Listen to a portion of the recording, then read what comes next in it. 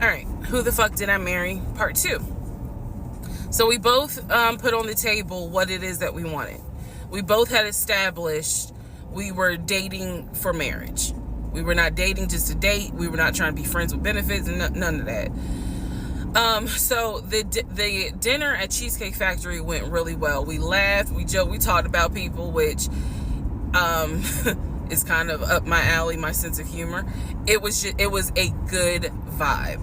So at the end of the date, or excuse me, at the end of dinner, we sat in his car and he played this song for me by John Legend. I don't know the name of the song. By the time this video posts, I will put the name at the bottom. I can't remember the song. I just remember that John Legend was talking about, I think I met my wife tonight. And I thought it was a sign. So I was like, oh my God. So anyway, we ended up sitting in the car talking just about life and experiences until about midnight. So during this conversation, he again is telling me how it was, what it was like living in California, how he went out there. He went to San Diego State. He played football for San Diego State. He talked about how, he loved it out there, so he stayed. That's when he joined the company. And then he explained that he also did arena football, but only did it for about 2 or 3 years. He claims that while he was doing arena football, the team that he was on won a championship. But again, keep in mind, I don't know anything about arena football. So I was like, okay, I didn't know that they had championships. And he was like, he got a little offended, like, yeah, they got championships. And, he was on that team. So he talked to me about how he worked at Apple. He worked something in the IT area of Apple, but within the store. Again, it was one of those, it's like when I tell people I used to work at Amazon. I really wasn't paying much attention to it. Why? So we talked about all that. We talked deeply into what happened with the ex-wife. It's because I asked. He was not volunteering all this information. So in other words, I get very uncomfortable when men start talking about their ex a lot. That's not what happened. I was asking questions because I was really trying to figure out, okay, are you ready for a relationship, or are you still missing her? So we talked about that. We talked about my exes.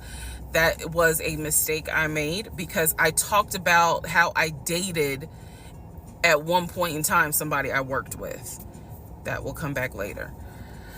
And he seemed real cool about it. He was like, that was before me and blah, blah, blah. So the conversation was good.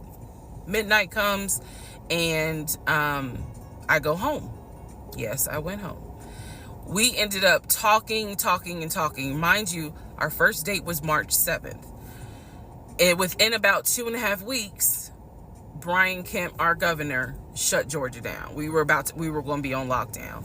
So during those 2.5 weeks, we talked every day. We went out again at Red Lobster. I remember Red Lobster. But everything was going great. The issue was, where are we going to quarantine? So the question was, are we going to quarantine at his place, which he had like a studio type of situation. Like, it clearly, where he was staying, I was like, it's like a studio apartment, but he kept telling me like, this is temporary because I'm looking for a house. Like, he showed me the email from a woman who worked at the company where she was out on maternity leave, but she was putting him in contact with a realtor to help him find a townhome or a single family house. So I was just like, okay, this is definitely temporary. Like, he's not trying to stay here long term. And she was apologizing in the email. I'm so sorry, this should have been taken care of before you got here, but it wasn't, I saw the email. I read it. I read the email. So the decision was, we're going to quarantine at the studio, or are we going to quarantine in my house? First mistake I made. Well, there's a lot, but this was a mistake I made. So ladies, caution moment. During one of our dates, because keep in mind, in those 2 weeks, we were seeing each other quite a bit. Nothing physical or anything like that. Just two people who I thought were really on some, all right, let's see if this is going to grow into something. He came to my house. When he came to my house, I had a 3-bedroom, 2.5 bath townhome. He was in a studio. Now, I'm telling you guys all of this in order of how it happened. So some things I'm probably going to insert what I was thinking and the mistake I made. Can I turn this off? No. Okay, I still need that. And I say that to say that I did not realize inviting him to my home probably made his eyes go, oh shit, she's a keeper.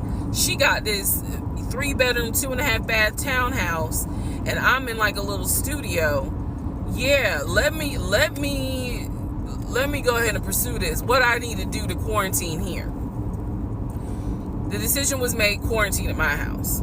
So the state went on lockdown. He came and stayed with me in my home, and for the most part, in the initial beginning, it was fine. It was fine. The reason why I hesitate is because I grew up in the church. So for me, it was really like an internal struggle of, bruh, you always said you would never live with a guy unless he was your husband. And now you living with a dude and he ain't your husband. Like, it was a struggle for me because I knew better. And don't come for me. I'm just telling you the way I grew up. It was like that. It was not sitting right with me. But at the same time, I didn't want to quarantine by myself. I did not want to. So there we go. So he moved in. We talked about the bills. Let me clear something up that I said in the other video where I said he paid all the bills. He paid all the household bills.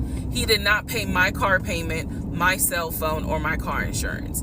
He paid the rent, because my rent at the time was less than $1,000. He paid the utility bills. And so when he's telling me that he's a regional manager, I was like, wow, okay, so you got money. And so he paid all the household bills. So my check really was just taking care of me, myself, and I. And I am not, this is where it's not gonna make me look good, but it's the truth. It was intoxicating to not have to worry financially about how to pay the bills. It was a wonderful feeling. And so I kind of pushed to the side the fact that, yeah, you shacking up, because it's like, but your page, you don't have to worry right now. Like, he's taking care of all of April's bills before April even comes, because this was still March. So we're living together, and I'm cooking, I'm cleaning, he's helping to cook and clean, and then we have a conversation about house. Is he still going to buy a house just for him, or is he going to buy a house where it's for us? Because we are going to try to make this thing work, be official, get married, have a family. So the question now on the table is, what are we going to do? Because I didn't want to stay in Riverdale, Georgia. I did not want to raise a family there. I refused to have a baby in Clayton County. So the decision was made, let's start looking for a house for both of us. Remember, he was already looking for a house for him, but then he was like, you know what, we're together, I plan to marry you, let's look for a family home for the two of us. He was like, this is how much I was approved for. That's when he showed me the Chase paperwork. It was a letter stating that and it had the Chase emblem at the top. He showed me a letter stating that he was approved for $700.